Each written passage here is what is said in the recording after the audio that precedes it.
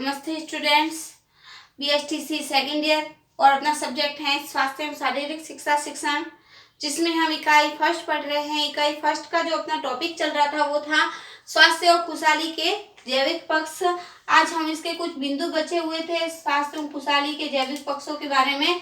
इसका जो पार्ट 2 है वो पढ़ लेते हैं कि हमने पढ़ा था इसके अंतर्गत वंशानुक्रम और वातावरण बालक के विकास को किस प्रकार से प्रभावित करते हैं। जैसे हमने पढ़ा था कि एक श्रवण दोष से पीड़ित माता पिता हैं तो उनकी जो संतानें होगी वो भी श्रवण दोष से पीड़ित रहेगी, यानी उसके अंदर जो वंशानुक्रम से संबंधित जो गुण आ जाता है तो वो बालक फिर अपनी जो शिक्षा व्यवस्था में पिछड़ जाता है।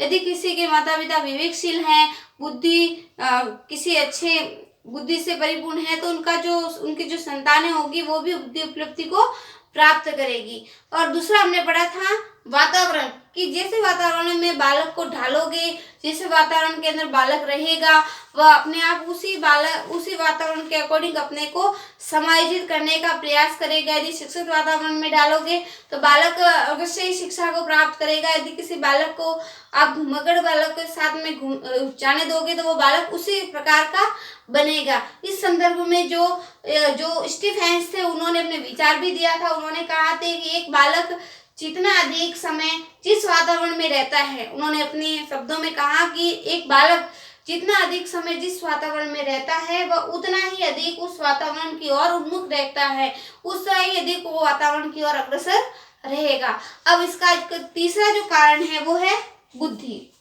तीसरा जो इसका कारण है बुद्धि के अंतर्गत हम पढ़ेंगे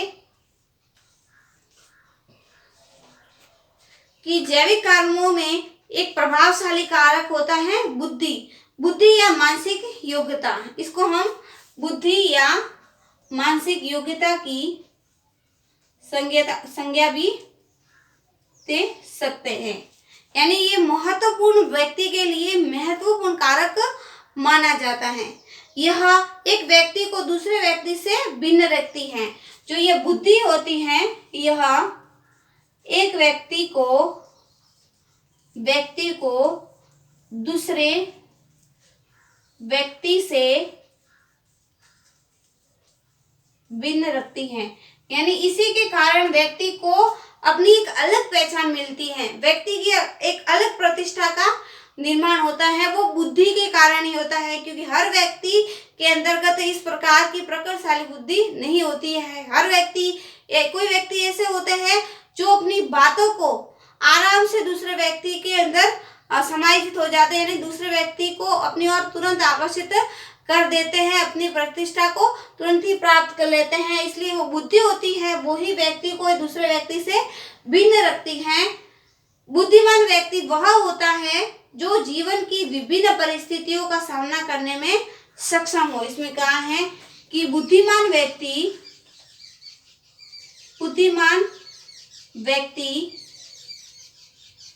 वह होता है जो जीवन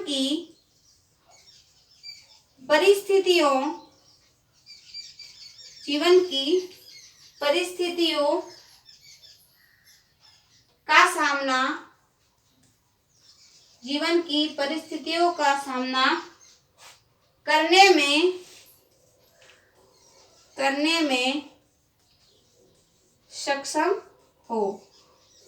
इसमें बुद्धि का ये अर्थ बताया है कि बुद्धि वह व्यक्ति होती है जो व्यक्ति को जीवन की जो आने वाली परिस्थितियां होती हैं, आने वाला जो उसके अंदर संघर्ष है उस संघर्ष के लिए उसको प्रिपेयर करती हैं। तो हम भी बुद्धि की ये करते हैं कि बालक जब कक्षा में पढ़ता है तो कोई बालक अव्वल आता है, कोई अनुत्तीर्ण हो जाता है, वो किस लिए कि उसकी बुद्धि उपलब्धि कम है। इसलिए मनुष्य के अंदर उसको जीवन यापन करने के लिए मनुष्य को सबसे भिन्न प्राणी माना है, भिन्न प्राणी बुद्धि के आधार पर ही माना है, क्योंकि मनुष्य के अंदर बुद्धि होती है। किसी कार्य को करने के लिए उसके पास बुद्धि है, वो सोचता है, उसके प्रति तर्क वितर्क करता है, चिंतन मनन करता है, उस कार्य को करने में सफल भी होता है। यदि उसके पास बुद्धि नहीं है तो उसका जीवन एक पशु मात्र माना जाता है।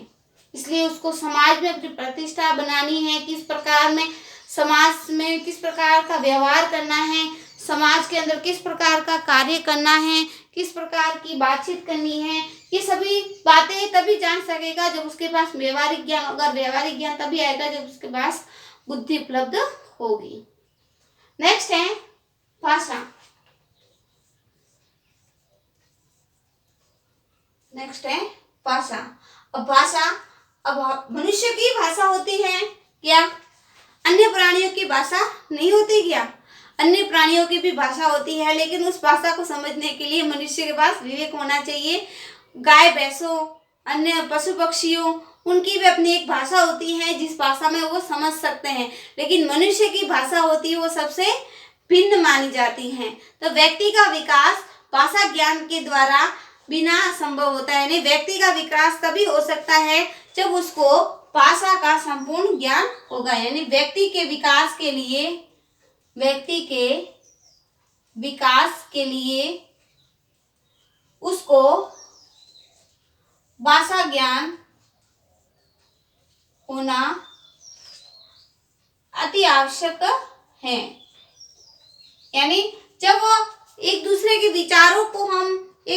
विचारों को संप्रेषण के माध्यम से दूसरे के विचारों को आदान प्रदान करते हैं, तो उस आदान प्रदान का माध्यम ही तो अपनी जो भाषा होती है। यदि हमारे पास भाषा नहीं होती तो हम एक दूसरे के जो विचार हैं, जो एक दूसरे के अंदर जो खूबियां हैं, उन खूबियों को सामने वाले व्यक्ति को नहीं प्रेषित कर पाते। भाषा के द्वारा ही हम अपने विचारों को दूसरे व्यक्ति तक पहुंचाने का प्रयास करते हैं। यदि हमारे पास भाषा नहीं होती तो हमारे जो विचार थे, हमारी जो योग्यताएं थी, वो हमारे आंतरिक मन के अंदर ही दबी रह जाती। इसलिए मनुष्य के अंतर्गत उसके विकास की जो चरम सीमा है वो भाषा होगी। भाषा के द्वारा ही वो एक अपने विचारों को दूसरे व्यक्ति तक पहुंचाने का प्रयास करता है। आगे हम लिखेंगे, बालक के संपूर्ण विकास में मातृभाषा सहायता करती है। बालक का जो संपूर्ण विकास होगा उसकी प्रथम पाठशाला तो परिवार ही मानी जाती है। परिवार के द्वारा ही, परिवार ही उसकी प्रथम पाठशाला होती है। परिवार में ही उसका जो प्रथम भाषा का शरण है उस शरण का विकास होता है। परिवार में वो मातृभाषा सीखता है, फिर स्कूलों में जाता है। स्कूलों में फिर जो भाषाएं चलती हैं, अनिवार्य रूप से जो भाषाएं हैं, हिंदी भाषा है, उन भाषाओं का ज्ञान प्राप्त करता है। लेकिन उसकी प्रथम जो सीढ़ी होती है ज्ञान प्राप्त करने की, जो प्रथम भाषा होती है वो उसकी मातृभाषा होती है। मातृभाषा यानी माँ की भाषा, जो अपनी माता पिता से वो सीखता है, अपनी माँ के द्वारा जो ज्ञान अर्जन करता है, परिवार के द्वारा जो ज्ञान अर्जन करता है, वही उसके विकास की प्रथम सीढ़ी मानी जाती है। शारीरिक विकास के लिए जितना आवश्यक पौष्टिक भोजन होता है, यानी शारीरिक विकास के लिए हमको शरीर का विकास करना है, उस शरीर के विकास के लिए हम कहते हैं कि भोजन में अनेक प्रकार के जो तत्व होते हैं, जैसे कार्बोहाइड्रेट, वसा, प्रोटीन, विटामिन जो भी होते हैं उनको ग्रहण करना चाहिए, तो अपना शरीर हष्ट पुष्ट बनता है, शारीरिक विकास अच्छा होता है। जिस प्रकार पौष्टिक विकास की आवश्यकता होती है, उतना ही आवश्यक पूरी नींद, सोना और प्रसन्नचित्त रहना भी होता है। मातृभाषा दूसरी उसकी आवश्यकता की पूर्ति में सहायक सिद्ध होती है। इसलिए मातृभाषा का वर्चस्व बहुत ही आवश्यक होता है। बालक की मातृभाषा के द्वारा ही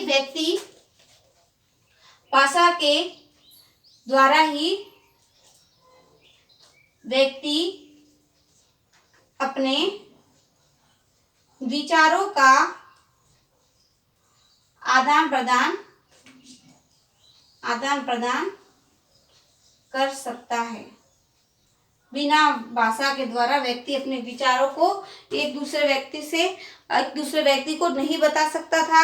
वह भाषा उसकी वही तक सीमित रहती थी, उसका ज्ञान वही तक सीमित रहता था। इसलिए जब ज्ञान की वृद्धि के लिए मनुष्य के पास भाषा होना अति आवश्यक है। आज की जो ऑनलाइन क्लास है उसमें हमने पढ़ा स्वास्थ्य के जैविक पक्ष के बारे में, जिसमें हमने बुद्धि और भाषा के बारे में विस्तार पूर्वक चर्चा की। वैसे स्वास्थ्य के जैविक पक्षों के अंतर्गत हम अनुक्रम को रख सकते हैं, वातावरण को रख सकते हैं, बुद्धि को रख सकते हैं, भाषा को रख सकते हैं। आप सभी को ध्यान से सुनने के लिए सबका धन्यवाद।